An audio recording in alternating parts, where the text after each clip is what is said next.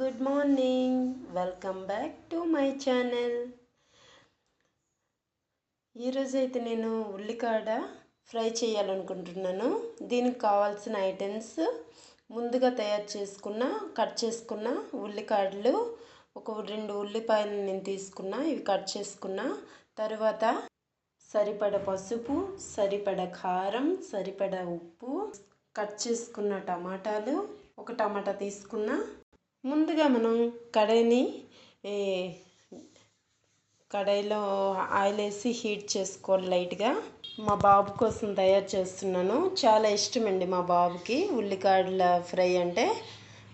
కాబట్టి నేను లైట్గానే కారాన్ని అన్నిటిని తగ్గిస్తాను.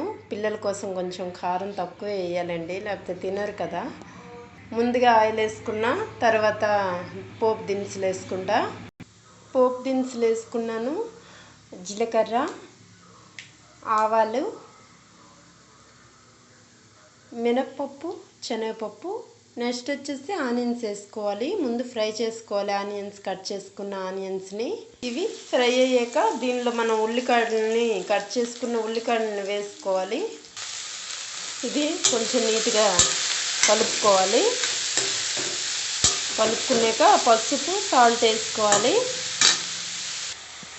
పసుపు, సాల్ట్ వేసుకున్నాను. ఇది కొంచెం బాగా మగ్గనివ్వాలి. దీన్ని మూత పెట్టుకుంటా. ఇప్పుడు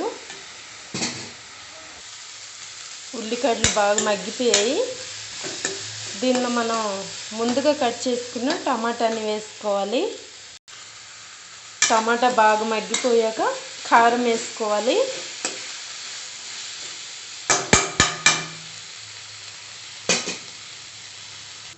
బాగా మగ్గిపోయిందండి. ఇప్పుడు కారం వేసుకున్నాను. ఇది ఇంకా కొంచెం బాగా కుక్ అయ్యాక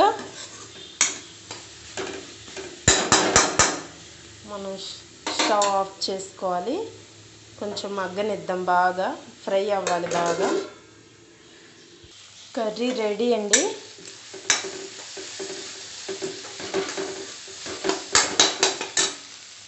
ఎంతో సింపుల్గా చేసుకునే ఆలుగడ్డ ఫ్రై రెడీ అండి. చాలా టేస్టీగా కూడా ఉంటుంది. మీరు కూడా ట్రై చేయండి. నచ్చితే లైక్ చేయండి, షేర్ చేయండి, సబ్స్క్రైబ్ చేసుకోండి ఫ్రెండ్స్. Bye bye.